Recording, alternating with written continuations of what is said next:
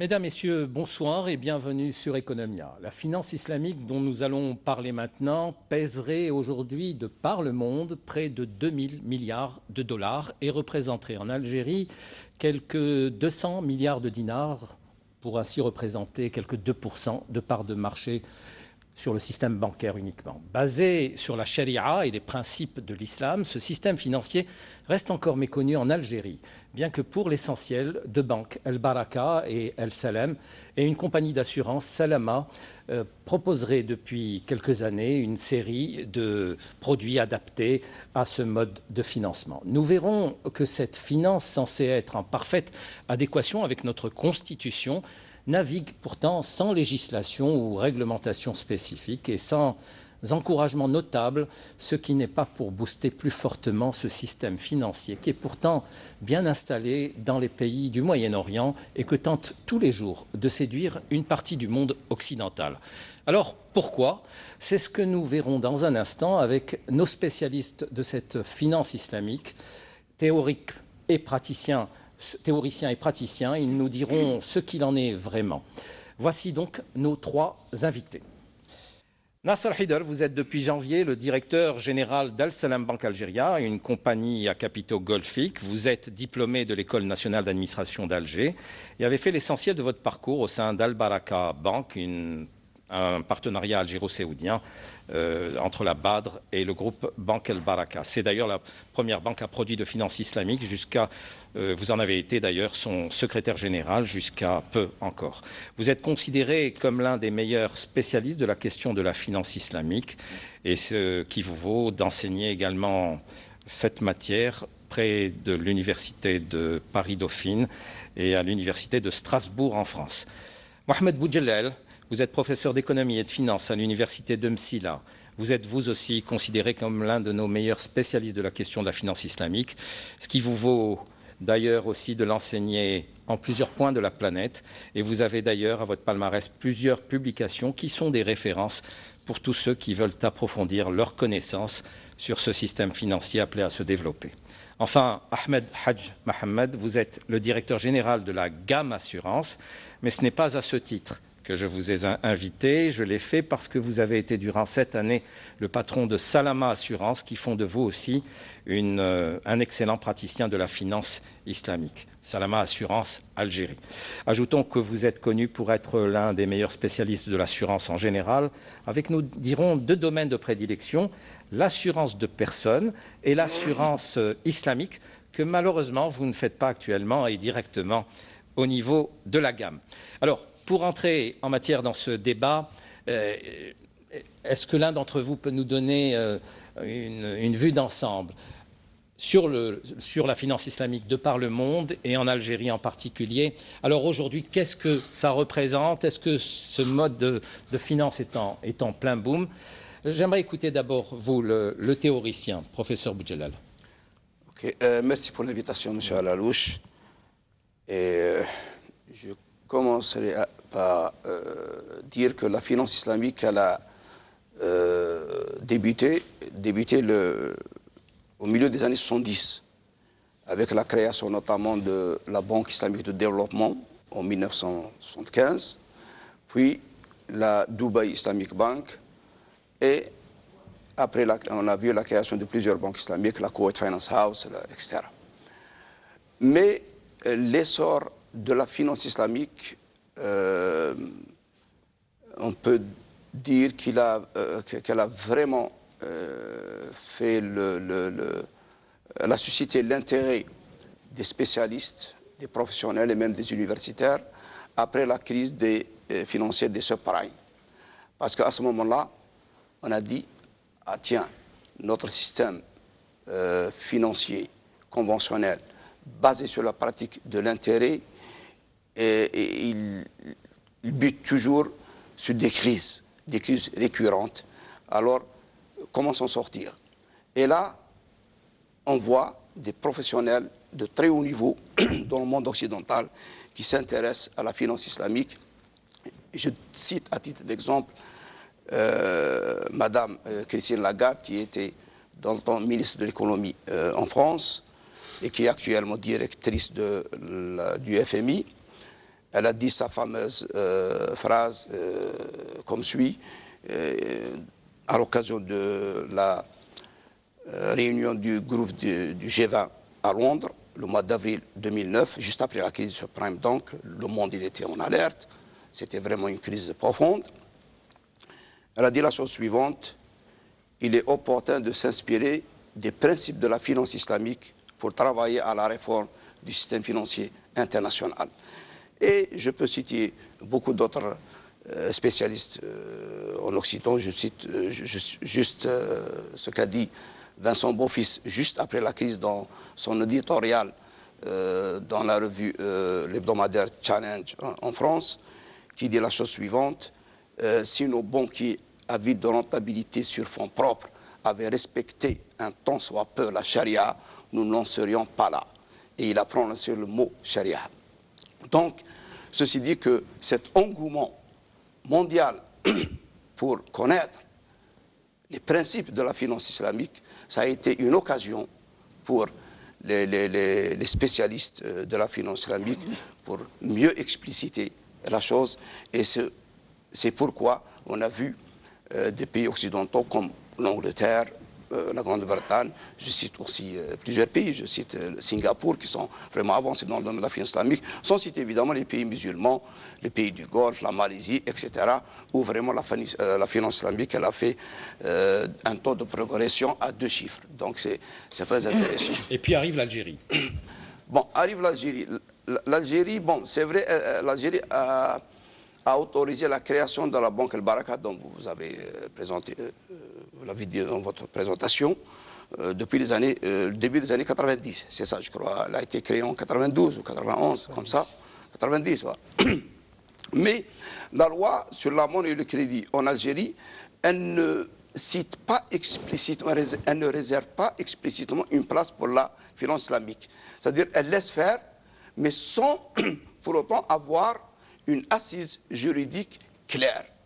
Et pourquoi nous, actuellement, la crise que nous vivons en Algérie, je crois qu'on a besoin maintenant de revoir notre... je peux peut-être empiéter sur le terrain de mon collègue Nasser Haidar, qui connaît mieux la question. Donc, on a besoin vraiment d'amender notre loi sur la monnaie et le crédit pour réserver cette place à la finance islamique. Très bien. Alors, Nasser Haidar, donc la première banque, disons, à vocation finance islamique, c'est Al Baraka Bank. Vous l'avez rejointe, je ne sais pas si vous étiez à ses débuts ou si vous l'avez rejointe par la suite, mais vous avez bien suivi son évolution. Alors, pourquoi le groupe Al Baraka vient en Algérie, donc, et comment ça s'est passé, donc, cette adéquation entre le public et la banque? Est-ce que donc il y a eu une attente, il y avait une attente massive ou non? C'est ça que j'aimerais savoir de la part du public. Donc comment ça a démarré pour Al Baraka Bank? Et effectivement, pour en venir à ce que disait le professeur, comment ça s'est passé au niveau de la réglementation? Comment vous avez pu naviguer jusque-là? Tout d'abord, je vous remercie, M. Alanouche, pour avoir consacré cette émission, cette excellente émission, à ce sujet quand même qui est d'actualité, qui intéresse énormément d'Algériens. Effectivement, la Banque El Baraka d'Algérie était la première banque charia compatible, moi je préfère ce terme, à s'implanter en Algérie, mais elle est aussi la première banque à capitaux privés et la première banque à capitaux étrangers à être autorisée à exercer en Algérie, à la faveur donc de la promulgation de la loi sur la monnaie crédit de 1990 qui a ouvert le marché bancaire aux investissements privés et aux investissements étrangers, lequel marché bancaire était auparavant l'apanage des 6 banques historiques, publiques, étatiques, qui monopolisaient donc l'exercice de cette activité. Donc, le fait que cette ouverture du marché bancaire a été inaugurée par une institution financière charia compatible témoigne justement tout d'abord de l'existence d'un besoin, d'une demande socio-économique pour ce type d'activité, pour ce type de produit. Et deuxièmement, témoigne aussi de la capacité de cette finance charia compatible à s'adapter au contexte, disons, financier, bancaire et réglementaire conventionnel qui ne disposait pas, disons, d'encadrement juridiques et réglementaires adaptés, disons, aux spécificités de ces pratiques qui se distinguent des pratiques bancaires et financières conventionnelles par ce souci donc d'observer les préceptes de la charia musulmane, du droit musulman des affaires, essentiellement sur deux volets, à savoir l'interdiction donc des pratiques financières de prêts et emprunts assortis d'intérêts et deuxièmement de pratiques qui génèrent, si vous voulez, ce que nous appelons dans le jargon chariatique le gharar, c'est-à-dire des aléas majeurs, c'est-à-dire une ambiguïté contractuelle qui pourrait donc dégénérer soit sur une incertitude pouvant conduire à un litige ou sur, disons, une incertitude pouvant assimiler la transaction à une sorte de pari qui est interdit par la charia musulmane. Donc, c'est le respect de ces deux principes fondamentaux qui illustrent donc les particularités, si vous voulez, juridiques et contractuelles des instruments utilisés par la finance islamique et qui la distingue un peu de ceux utilisés par la finance conventionnelle. Comment a répondu le public au démarrage? Voilà. Alors, au démarrage, effectivement, il y avait quand même il y avait un engouement, notamment chez certaines franges de la population qui étaient sensibles à cette contrainte, si vous voulez, religieuse. Je dirais que la finance islamique n'est pas une finance religieuse, n'est pas une finance communautaire ou confessionnelle, parce que les contrats qu'elle utilise sont des contrats qui sont générés par les besoins de la société, ce sont des contrats profanes. Parce que la finance islamique, il faut le rappeler, relève de ce pan du droit musulman des affaires qui traite, si vous voulez, de tout ce qui est transactionnel, fiqh al-mu'amalat. Donc, ce n'est pas, si vous voulez, elle ne relève pas de fiqh al-ibadat, qui est, lui, textuel, mais plutôt de cette partie du droit musulman qui est contextuelle. C'est-à-dire l'inspiration, elle s'inspire, si vous voulez, des usages, des pratiques et des besoins de la société, mais tout en respectant, si vous voulez, ces deux interdits majeurs, qui est celui de l'interdiction de l'intérêt, de l'usure et du gharar. Donc la réponse du public, notamment de cette frange de la population, a été immédiate, spontanée et, disons, à la hauteur de ce besoin qui était manifeste, qui était là dans notre société. Évidemment, le niveau de la demande de ces produits dépasse de loin le niveau de l'offre. On avait commencé Al Baraka par une agence, maintenant Al Baraka est à une trentaine d'agences. En 2008, il y a eu Salam Bank qui a été agréée. D'ailleurs, c'était l'une des deux seules banques qui ont été agréées depuis 2003. Parce qu'il y avait une volonté donc, des autorités monétaires à limiter l'exercice de l'activité bancaire aux institutions financières fortes et à haut niveau de capitalisation. Donc, avec l'avenue de Salam Bank, donc, cette activité se structure et même se développe pour toucher d'autres acteurs, d'autres banques conventionnelles qui, sentant justement cette demande sociale, ce besoin pour ces produits, même de la part de leur propre clientèle, commencent à ouvrir des Islamic Windows et à offrir des produits sharia compatibles à leur clientèle, et notamment des banques internationales, mais aussi des banques publiques. D'ailleurs, notre ministre des Finances a encouragé ouvertement toutes les institutions bancaires à offrir ces produits sharia compatibles à ceux qui le demandent de leur clientèle. C'est récent, cette déclaration du ministre? Oui, cette année. D'accord, mais justement, pour la progression en termes de part de marché, on voit que c'est... Bon, ça progresse, mais oui, c'est timide. Effectivement, la finance islamique est récente. Comme l'a dit le professeur Boujlel, elle a à peine 40 ans d'âge, alors que la finance conventionnelle a plus de 500 ans d'âge. Et deuxièmement, effectivement, le système bancaire a hérité d'une organisation bancaire qui est là, qui existait avant l'indépendance. Et ces nouvelles pratiques, la Banque Al Baraka a été agréée en 91, Salam Bank en 2008, donc il faut du temps pour que leurs activités se développent et prennent plus sur le marché. Monsieur Hadj Mohamed, vous êtes je disais donc à la tête de la gamme et vous avez été pendant 7 années à la tête de Salama Assurance. Alors, pour Salama qui offrait des produits aussi islamiques, comment ça s'est passé? Est-ce que c'était le même canevas que pour Al Baraka Bank? Comment ça s'est déroulé? Comment ça a évolué au niveau de l'assurance islamique? Bismillah ar-Rahman ar-Rahim. Je vous remercie pour avoir invité à cette émission très intéressante. Effectivement, à Salama, dans le temps, justement, on a vu qu'on pouvait développer des produits d'assurance de personnes qu'on appelait Family Takaful, c'est des produits d'épargne et de prévoyance basés sur le risque d'essai et l'épargne. Donc, justement, avec la banque El Baraka, on a placé l'encours des primes générées par ces contrats auprès de El Baraka.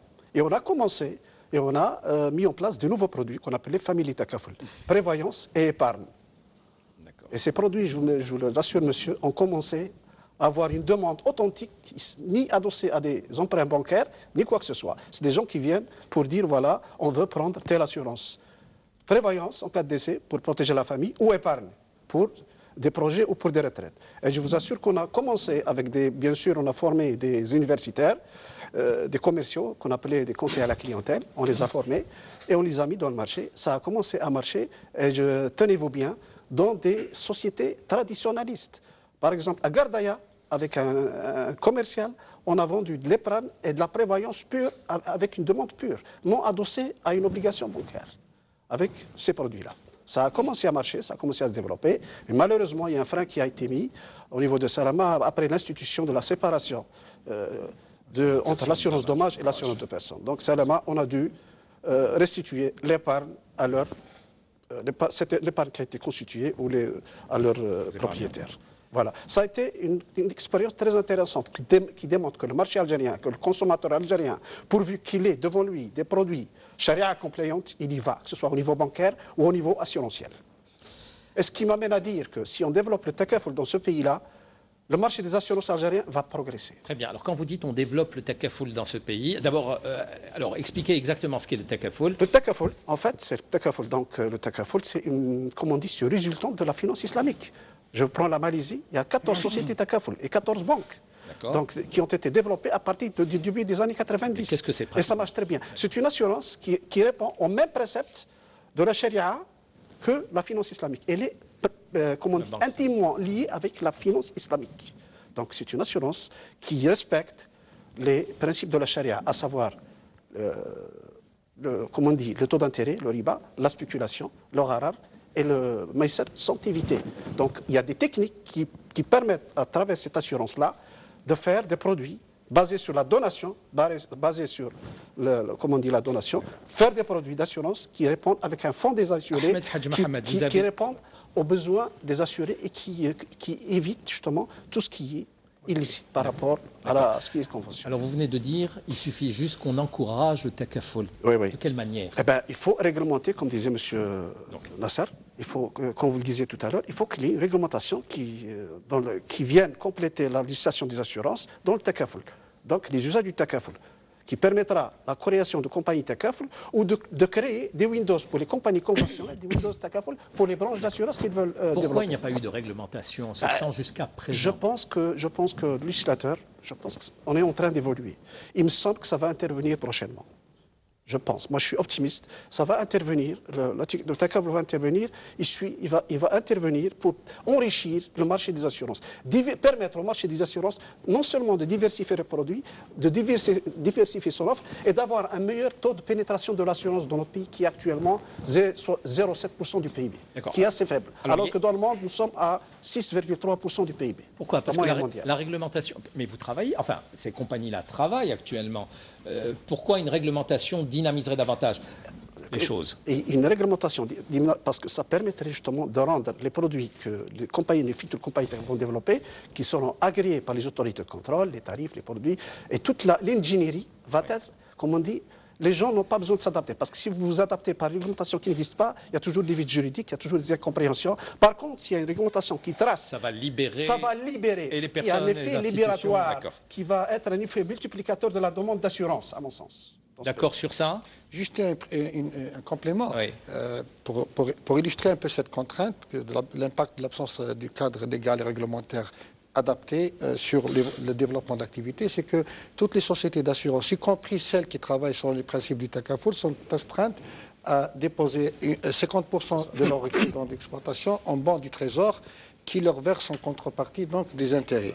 En tant que compagnie charia compatible, ces intérêts-là, elles ne peuvent pas en profiter, ils doivent être neutralisés dans un fonds d'œuvre caritative, ce qui impacte directement leur rentabilité. Voilà un simple exemple qui illustre un peu cette problématique d'absence de cadre réglementaire. Davantage, parce que c'est que les compagnies d'assurance sont obligées de par la loi de couvrir leurs engagements financiers, leur dette technique par des placements financiers.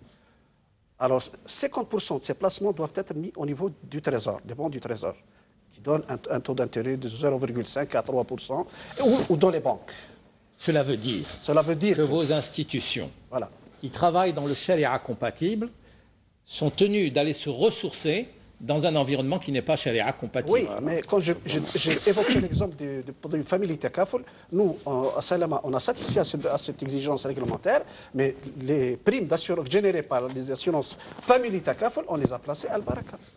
Nous étions obligés de le faire, parce que nous avons satisfait aux engagements de la loi. Oui, mais Al-Baraka elle-même, ou Salam Bank certainement, quand elles ont besoin de se ressourcer, elles sont obligées d'aller dans le système conventionnel. Pour le refinancement. En fait, le marché était surliquide pendant plusieurs années, donc il n'y avait pas ce besoin. Mais avant, effectivement... Nous taux de participation, pas de taux d'intérêt. Avant et à l'avenir. Non, on avait justement négocié avec la Banque centrale à l'époque, dans les années 90, une convention qui nous permettait, dans le cadre de la reprise de liquidité, sans passer par le marché monétaire, de placer nos excédents de liquidité Al-Baraka auprès de la Banque centrale et qui nous calculait en quelque sorte une sorte d'index qui déterminait la capacité de refinancement sans payer d'intérêt d'égal montant auprès de la Banque centrale. C'est-à-dire quand j'ai des excédents, je les place à condition que la Banque centrale me reprête le même montant sur la même période. Il y avait des artifices qui nous permettaient un peu de contourner cette problématique d'absence. Bien sûr, sur les assurances là, parce que moi aussi j'ai été courtier d'assurance pendant quelques années, donc je connais un peu le domaine. Je pense que pour ce qui est de la finance islamique d'une manière générale en Algérie, pour qu'elle prospère, il faut une condition sine qua non. Il faut un cadre réglementaire adapté, comme l'a fait la Malaisie, comme l'ont fait beaucoup de pays. Ça, ce cadre réglementaire, il est inexistant actuellement en Algérie. Pour ce qui est de l'assurance, l'assurance Takaful, l'assurance d'une manière générale, je parle de l'assurance conventionnelle et aussi de l'assurance charia compatible, comme vous le dites, donc Takaful. Il faut, comme l'ont fait beaucoup de pays, je cite l'Allemagne par exemple, une défiscalisation des contrats d'assurance. En Allemagne, il n'y a pas la TVA sur les contrats d'assurance. Mon collègue vient de dire que le taux de pénétration du secteur des assurances en Algérie, il peine à arriver à 1%. Il est moins de 1% actuellement. Alors que si on prend le pays voisin, la Tunisie ou le Maroc, ils sont à plus de 2%. Au Maroc, il est à 2,5%. Nous sommes à 0,7%. C'est déplorable, malheureusement. Mais qu'est-ce qu'on a fait pour stimuler ce secteur? Je pense qu'il faut une défiscalisation des contrats d'assurance, entre autres. Plus, évidemment, un cadre réglementaire adapté à l'industrie de l'assurance. Pourquoi il a tardé à venir, ce cadre réglementaire? Pourquoi il tarde à venir encore? J'aimerais savoir s'il y a des raisons politiques ou bien est-ce que c'est juste les lenteurs. Mais les lenteurs, ça fait 25 ans qu'existe la banque Al-Baraka. Monsieur Alouche, j'ai fait des propositions. Parce qu'il y a une attente du public, il y a un grand public. Pour stimuler. Il y a un problème aussi de communication, on va le voir, parce qu'il y a beaucoup de gens qui ne savent pas qu'on peut se rendre à ce type de banque et pour avoir des... Oui, je vous le dis, notamment, par exemple, sur les produits immobiliers. Est-ce que vous faites du crédit immobilier? Effectivement, les banques islamiques offrent des crédits immobiliers sur la base de la formule, par exemple, achat et revente à terme, moyennant une marge bénéficiaire, ou bien une formule de leasing, de location assortie d'une promesse de vente, qui se substitue donc au prêt immobilier classique conventionnel et qui pratiquement offre le même service, mais structuré de manière charia compatible. Sur les logements sociaux, par exemple, est-ce qu'on n'aurait pas pu vous associer? Est-ce que vous avez été associé ou pas sur ce... Parce que moi, je connais beaucoup de personnes qui ont dû se désister quand on leur a mis la pression, alors que, parce que pour des raisons religieuses, ils cherchaient. Et ils ne savent pas toujours vous exister.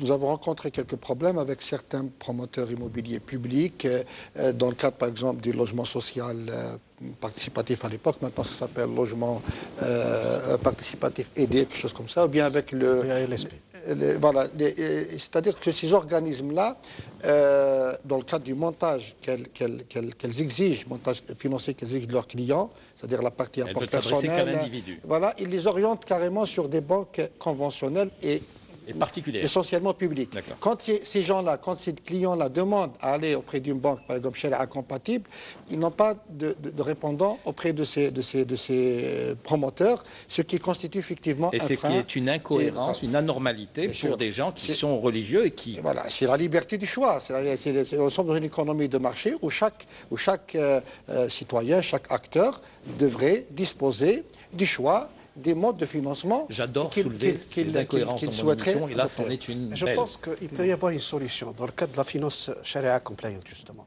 Quand on voit l'expérience des pays musulmans, comme la Malaisie, comme même la City de Londres, où il y a des soukouks, des certificats adossés à des investissements immobiliers. Qu'est-ce qui nous empêche dans ce pays-là d'instaurer un fonds souverain pour délivrer justement des soukouks, ce qu'on appelle des soukouks, charia compatibles, pour financer ce genre de projet et d'autres. Même en France, il y a EDF qui finance un projet de photovoltaïque à partir d'un souk qui a été créé par une institution privée. Qu'est-ce qui nous empêche de le faire? C'est une solution extraordinaire qui permet même de ramener, de drainer l'épargne intérieure et de l'encourager. Il y a une année, le Royaume-Uni... il faut un soubassement juridique pour ça. Oui, je sais, on en vient. Il faut un soubassement juridique, mais il faut qu'il y ait volonté, parce qu'avec le tarissement des ressources du pétrole, c'est l'occasion rêvée de multiplier ces instruments d'attirance de l'épargne nationale, de l'épargne intérieure, qui peut être source de financement, qui peut donner confiance en interne et qui peut aussi ramener les idées en externe. Parce que beaucoup de personnes conservent leur argent à la maison. Effectivement. Il y a le Royaume-Uni qui a une année, il a fait l'émission de Soukouk pour 200 millions de livres et qui ont été surbookés, c'est-à-dire le montant des souscriptions de 2,3 millions de livres sterling pour une souscription, pour si vous voulez, un emprunt de 200 millions de livres sterling. Ce qui dénote qu'il n'y a aucun complexe religieux par rapport à cette... Il existe un marché potentiel énorme pour la finance islamique en Algérie. Il suffit juste, comme je l'ai dit, de penser à créer, à mettre en place ce cadre réglementaire et juridique adapté. Et Inch'Allah, et puis même nous, les assureurs, M. Alalou, ce qu'on cherche, c'est d'abord même les assureurs conventionnels. S'il y avait ce genre d'instruments financiers, on cherche la rentabilité de nos placements. Et si on avait ça, je vous assure que pas mal d'assureurs s'orienteraient vers ça parce qu'on va encore augmenter nos placements, rentabiliser nos placements et encore participer de façon plus directe au financement de l'économie. Et on va dynamiser la bourse d'Alger. Mais c'est ça. La bourse d'Alger maintenant, elle est moribonde. Je pense qu'un instrument financier comme les soukouks, attention, au niveau mondial, ça fait plus de 300 milliards de dollars. Exactement. Et l'Algérie ne bénéficie de rien, de zéro. Eh bien, imaginez que le cadre réglementaire permettrait en Algérie la création de soukouks qui sont des sortes d'obligations, mais pas à intérêt, mais c'est des titres financiers adossés à des investissements réels et dont la rémunération, elle est proportionnelle, elle est liée à la rentabilité du projet lui-même. Donc c'est charia compatible et ça créerait vraiment, je pense que ça créera un dynamisme sur le marché, sur la bourse d'Alger. Alors, est-ce que c'est cette absence de réglementation qui explique aussi l'absence, ou la quasi-absence de communication de la part de vos entreprises, enfin des entreprises à vocation, qui produisent des produits islamiques? Est-ce que, parce qu'on on les voit pas beaucoup communiquer, on ne voit pas vos entreprises communiquer. Vous communiquez, par flyer, mais vous ne faites pas d'appel large aux consommateurs, aux clients. Personnellement, je suis un partisan de la communication la plus large sur cette activité, sur ces produits.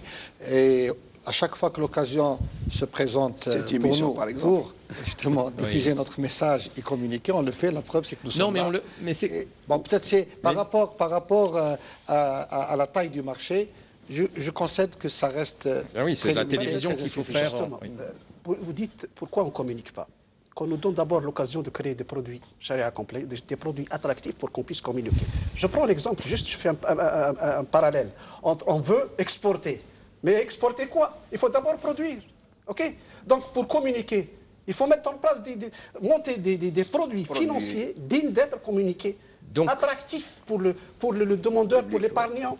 Donc, à partir de là, que ce soit en banque ou en assurance, on peut, je vous assure, une fois que vous aurez mis en place ces mécanismes, ces outils, la communication va venir elle-même. Elle va venir... parce que pour communiquer, il faut avoir des produits sur lesquels on peut communiquer et qu'on peut vendre et qu'on peut proposer. C'est un peu ça aussi. On communique, ça veut dire qu'on ne communique pas, mais une fois que l'ingénierie sera mise en place, les produits mis en place, je pense que la communication viendra d'elle-même parce que la communication, c'est pour attirer d'autres ressources, pour attirer des épargnants. Voilà. Écoutez, moi je vous propose d'écouter, justement, vous la citiez tout à l'heure, Madame Christine Lagarde, qui est directrice générale du FMI, et qui, à l'époque, elle fait la déclaration qu'on va écouter, elle était encore directrice générale ministre de l'économie de France, et elle est suivie aussi par une déclaration de Tariq Ramadan, qui est donc islamologue suisse, et nous avons donc deux avis un peu divergents sur la question. En fait, la France s'interroge sur la possibilité donc de faire venir les capitaux islamiques en France, et M. Ramadan s'interroge sur l'opportunité ou non de considérer la finance islamique comme une alternative à la finance internationale conventionnelle. On écoute d'abord Mme Christine Lagarde. Je souhaite évidemment vous convaincre de ce que Londres n'est pas le seul point de passage obligé de la finance islamique, quelque respect que l'on ait pour cette grande place, mais que Paris est aussi une grande place financière et qu'en matière de finance islamique, nous sommes très désireux d'accueillir ceux d'entre vous ou ceux d'entre vos clients qui souhaiteriez une alternative. Aucune opération de finance, qu'elle soit islamique ou autre, ne verra le jour, ne prospérera sur notre territoire si les opérateurs sont d'une certaine manière incertains sur les contours juridiques et sur le régime fiscal qui s'applique à leurs opérations. Alors pour disposer d'un cadre juridique et fiscal à la hauteur de vos espérances et à la hauteur de nos ambitions, je vous indique que je publierai d'ici la fin du mois de décembre, c'est-à-dire avant la fin de l'année fiscale, les instructions qui viendront, d'une part, confirmer l'absence de prélèvement à la source et la déductibilité de la rémunération versée par les soukouks, ainsi que la neutralité fiscale à l'occasion des opérations de Murabaha. Je crois que ces différents éléments, absence de prélèvement à la source, déductibilité et neutralité fiscale, sont trois éléments forts, sécurisants, je l'espère, pour vous engager ou pour vous convaincre d'engager vos clients à considérer la place de Paris comme une place d'accueil pour la finance islamique. Malheureusement, la finance islamique a été souvent, chez un certain nombre de penseurs ou d'économistes, l'islamisation des moyens et pas l'islamisation des finalités. C'est-à-dire, quel est l'objectif de la finance, qu'est-ce que l'on veut exactement? Est-ce qu'on va changer uniquement le caractère de l'intérêt, de l'usure ou de la spéculation, ou est-ce que c'est les objectifs que l'on veut reconsidérer? Est-ce qu'on veut faire la même somme d'argent avec d'autres moyens? Est-ce qu'on veut faire la même somme d'argent avec des moyens qui sécurisent, ou est-ce qu'on veut questionner le système lui-même? Ça, c'est une question de fond. Et nous apercevons que parmi les économistes et parmi ceux qui s'intéressent à cette finance-là, la réponse, elle n'est pas toujours très très claire. Mais je suis, de ce point de vue-là, critique sur l'état actuel de ce qu'on appelle la finance islamique. Je n'y vois absolument pas une alternative aujourd'hui. J'y vois une adaptation de l'intérieur qui n'est pas une alternative pour l'ordre économique ou financier international. Dans l'état dans lequel elle se trouve en ce moment, la façon dont on le traduit en ce moment. Est-ce qu'il peut y avoir de nouvelles considérations? J'en suis certain. De nouvelles perspectives? J'en suis certain. Mais c'est même pas que j'en suis certain, c'est une nécessité, un impératif. Nous devons trouver des moyens de nous sortir de l'ordre financier international comme de l'ordre économique international. C'est une nécessité de notre contribution. Mais je ne suis pas sûr que nous avons choisi la bonne méthode. Voilà, ça c'est ma position. Wallahu a'lam, wa a'la, wa ahkam. Voilà, alors retour sur le plateau avec ces déclarations de Christine Lagarde, directrice générale du FMI et à l'époque ministre de l'économie de France, et Tariq Ramadan, qui est islamologue suisse. Alors, comment réagir d'abord aux propos de Christine Lagarde quand on la voit séduire de cette façon et insister sur la réglementation avant de partir pour mettre en bonne condition les investisseurs et les banquiers et les assureurs, tout ce beau monde de la finance islamique? Je pense que Christine Lagarde est logique avec elle-même. Elle voit du côté de la Manche les Anglais qui font tout pour attirer cet excès d'argent qui vient des pays du Golfe, des pays musulmans riches. Donc pour elle, pourquoi ne pas faire le nécessaire pour elle aussi attirer ses capitaux vers la France. Donc elle a clairement dit que nous allons créer les conditions nécessaires pour et adapter à la finance islamique. Elle a fait des efforts. Bon, les socialistes, ils ont avorté sa tentative, mais n'empêche que au niveau de son ministère, elle a pu émettre 4 instructions fiscales sur les soukouk, sur la murabaha, sur l'istisna et l'ijara. Et dans le but, évidemment, d'attirer ces capitaux vers la place de Paris. Bon, il est vrai que l'Occident s'intéresse beaucoup plus à la technique qu'à l'esprit. Parce que la finance islamique, quand même, elle a une finalité. Et cette finalité, c'est le bien-être pour tout le monde. Et là, on rejoint les propos de Tariq Ramadan. Oui, en quelque sorte, Tariq Ramadan, il a raison, dans le sens que moi, j'ai parlé de ça dans plusieurs de mes interventions, mes colloques en Tunisie, au Maroc et ailleurs, en France. J'ai dit qu'il y a ce risque de financiarisation de la finance islamique. C'est-à-dire qu'une finance... De la conventionnalisation. Non, financiarisation. C'est-à-dire qu'une finance au service des riches. C'est pour ça qu'on s'intéresse beaucoup au soukouk, etc., à tous ces instruments financiers, au service de l'excès de liquidité des gens qui ont de l'argent. Mais moi, la finance islamique, je l'approche autrement. Moi, je dis que le petit fellah, là, ou bien ce jeune diplômé ou non, qui a un projet, qui est porteur de projet, qui n'a pas les fonds pour monter son projet, qu'est-ce que la finance islamique peut lui proposer? C'est ça, en fait, en définitive, pour moi, la finance islamique a vocation de développement et de croissance, de progrès de la société. Et où on en est de ce point de vue, ici? On est en retard. La finance islamique, elle est en retard sur ce point. À mon avis, il y a les professionnels devant moi, mais moi, je suis la finance islamique depuis plus de 3 décennies. Je pense qu'on est en retard et c'est peut-être une occasion pour nous en Algérie de développer ce segment de finance indirecte au service du citoyen et pas de la finance uniquement, la finance directe au service des riches. D'accord. Alors, je vais vous demander de réagir aussi aux propos de Tariq Ramadan et de Christine Lagarde, mais juste avant, mais quel est l'essentiel justement pour rejoindre ce qu'il disait, l'essentiel des portefeuilles d'Al-Salam Bank et du portefeuille client et d'Al Baraka, puisque vous y étiez? Bon, Al Baraka où j'étais, l'essentiel c'est des entreprises, parce qu'avec l'interdiction du crédit à la consommation, la part du crédit aux particuliers s'était rétrécie, mais nous avions un portefeuille important de retail, de particuliers. À Salam Bank, c'est pour le moment un portefeuille entreprise, mais nous allons lancer très bientôt le crédit aux particuliers, que ce soit dans la consommation, production nationale bien sûr, que dans l'immobilier. D'accord, on va y revenir. Alors, sur les propos de Tariq Ramadan, sur l'islamisation des produits, ou plutôt l'islamisation des finalités, plutôt que celle des produits. Alors, commençons par M. Tariq Ramadan. Moi, je rejoins sa réserve par rapport à une éventuelle instrumentalisation de la finance islamique dans le sens de cette approche formaliste, instrumentaliste, qui privilégie la conformité formelle, je dirais, aux règles subsidiaires de la charia au détriment des finalités globales de la charia.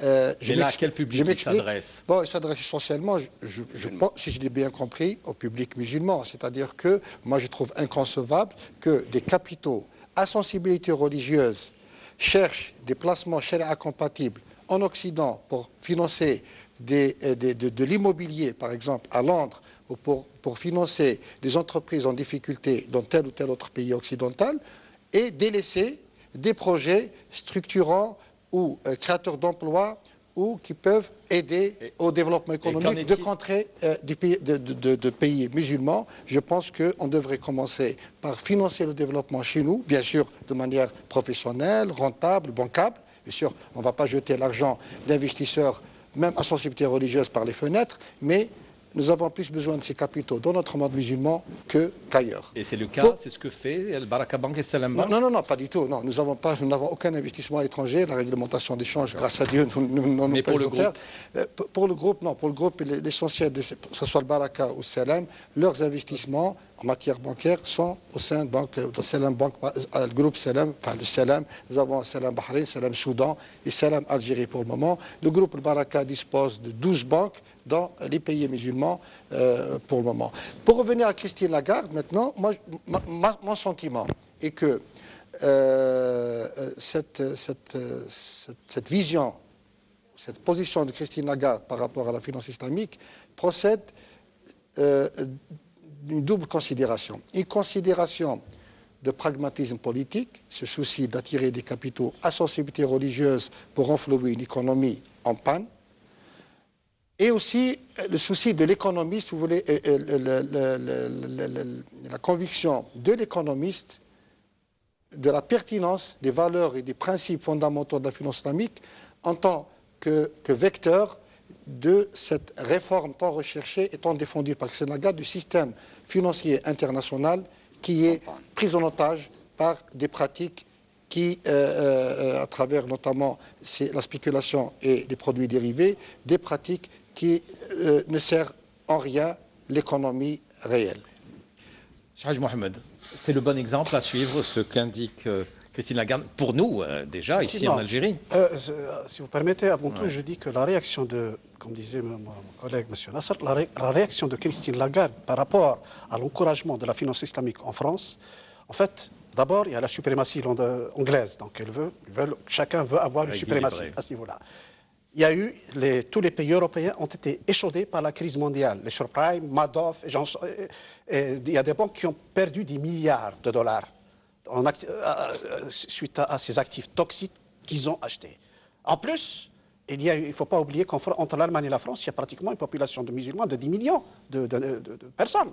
Donc là, il faut bien qu'ils mettent en place un système alternatif qui permettra de venir suppléer à la finance conventionnelle et d'encourager un peu, d'atténuer les effets de la crise. Chez nous, le problème, nous avons la chance d'être un pays un peu fermé. Je dis une chance, parce que pourquoi? On peut, nous, à l'aise, mettre en place des outils, des instruments financiers qui peuvent, comme on dit, non seulement, comme disait le professeur Boujelel, encourager les petites et moyennes entreprises, faire de la microfinance pour les petits fellahs, faire de la micro-assurance, faire un tas de choses qui nous permettront non seulement de couvrir, parce que la finance islamique, elle est basée sur quoi? C'est une finance juste et équitable.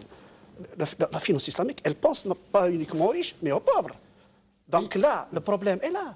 La finalité de la finance islamique, c'est que tout le monde doit être heureux dans un monde meilleur, où le partage, enfin, c'est pas le partage, où la répartition des richesses se fait de façon plus équitable. Mais aussi appeler nos institutions bancaires et financières à aller se positionner aussi sur les marchés européens pour draguer avant de se positionner, la communauté musulmane. Avant de se positionner, il faut d'abord en interne acquérir de la force, générer une grande épargne, lancer de bons produits, mettre des verrous pour s'ouvrir.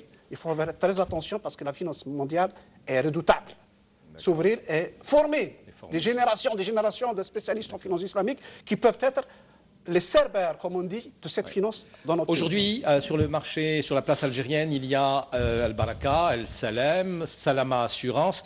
Est-ce que d'autres sont en attente, d'autres banques arabes ou musulmanes ou souhaitent s'implanter ici actuellement? Oui, il y a de nombreuses banques, notamment banques Sharia compatibles du pays du Golfe, qui souhaitent s'introduire dans le marché algérien et donc justement encouragés par le succès un peu rencontré par les deux banques qui exercent. Maintenant, ils attendent, si vous voulez, que le contexte un peu s'y prête pour pouvoir donc mettre en œuvre leur projet. Quand on parle de finance islamique, souvent on entend dire, on a des réactions pour nous dire, mais en fait c'est Hajj Moussa et Moussa Hajj par rapport aux banques conventionnelles, et on nous explique même que quelquefois, par exemple, le coût du crédit, que ce soit le crédit conventionnel et par rapport au crédit islamique, ce crédit islamique reviendrait beaucoup plus cher que le crédit accompagné de la riba. En Algérie, ce n'est pas vrai, parce que les deux banques islamiques que je connais, dans lesquelles j'ai activé, j'active aujourd'hui, pratiquent pratiquement les mêmes niveaux de rémunération que les autres banques de la place conventionnelle. La différence se situe au niveau de la structuration et du montage juridique du produit, de l'instrument de financement utilisé, mais sur le plan coût, si vous voulez, c'est pratiquement la même chose, bien sûr, avec des différences par rapport, disons, il y a des banques peut-être qui facturent moins cher, d'autres qui facturent plus cher, mais on se situe, si vous voulez, au même niveau général.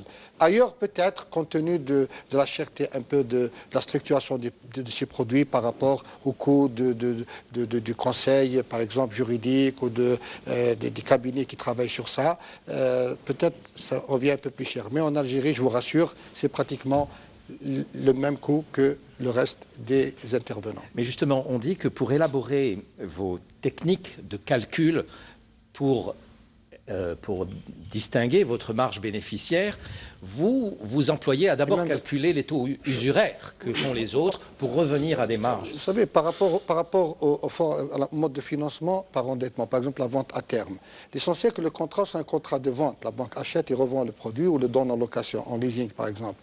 Comment calculer le prix de vente? Là, on peut se référer, si vous voulez, à n'importe quel indicateur dans le taux de rendement, si vous voulez, des autres intervenants de la place pour rester au même niveau de benchmarking, au même niveau de compétitivité. Donc le plus important, c'est le contrat lui-même, que ce ne soit pas un contrat de prêt assorti d'intérêt, mais un contrat de vente à terme ou de location assortie d'une promesse de vente ou d'un contrat d'istisna, c'est-à-dire de fabrication, réalisation d'ouvrage, c'est-à-dire rester dans la logique de la vente et non pas dans la logique du prêt à intérêt. Mais il y a une différence fondamentale là, parce qu'il faut que les téléspectateurs le sachent bien. Ça ne veut pas dire que si les banques islamiques calculent leur marge, grosso modo à peu près équivalente au taux d'intérêt prévalent sur le marché, mais il y a une différence de taille. La banque islamique, lorsqu'elle calcule sa marge, cette marge, elle est fixe. Elle ne peut pas être altérée, elle ne peut pas augmenter. Par contre, dans un financement conventionnel, cette marge, elle n'est pas connue d'avance. Cette marge, elle est liée à un taux d'intérêt, à un compteur qui ne s'arrête pas. Donc, si le client débiteur n'arrive pas à payer dans le temps, n'arrive pas à honorer ses engagements à l'échéance, le compteur ne s'arrête pas. Au contraire, on va le charger d'un taux qu'on appelle dans la théorie économique un taux d'enfer, c'est-à-dire que le taux d'intérêt va être doublé. Et au final, le client débiteur se retrouve avec une charge financière trop importante par rapport à celle exigée et imposée par la banque islamique. Et ça, c'est très important. Il y a une différence évoquer peut-être le verset coranique qui peut répondre à cette question, qui a interdit la prohibition de l'usure, qui était précédé par le verset donc dit, parce qu'ils disent que le commerce est similaire à l'usure et Dieu a autorisé le commerce et interdit l'usure. Dites-le en arabe aussi. Donc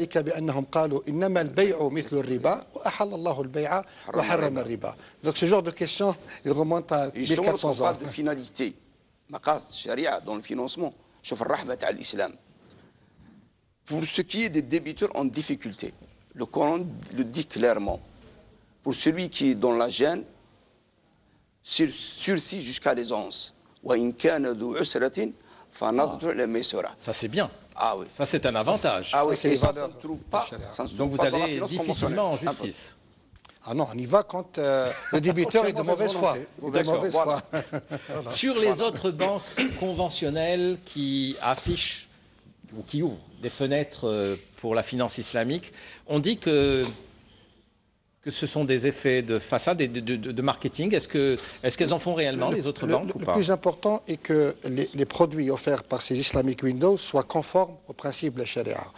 Là, donc, les jurisconsultes, si vous voulez, les instances de fatwa ont autorisé justement l'offre de ce type de produit pour encourager justement la généralisation d'instruments de financement charia compatible. Je rappelle toujours à cet égard le fait que le prophète Mohammed sallallahu alayhi wa sallam est décédé alors que son bouclier était donné en gage à un juif en contrepartie de nourriture qu'il avait achetée auprès de ce juif à crédit, à terme.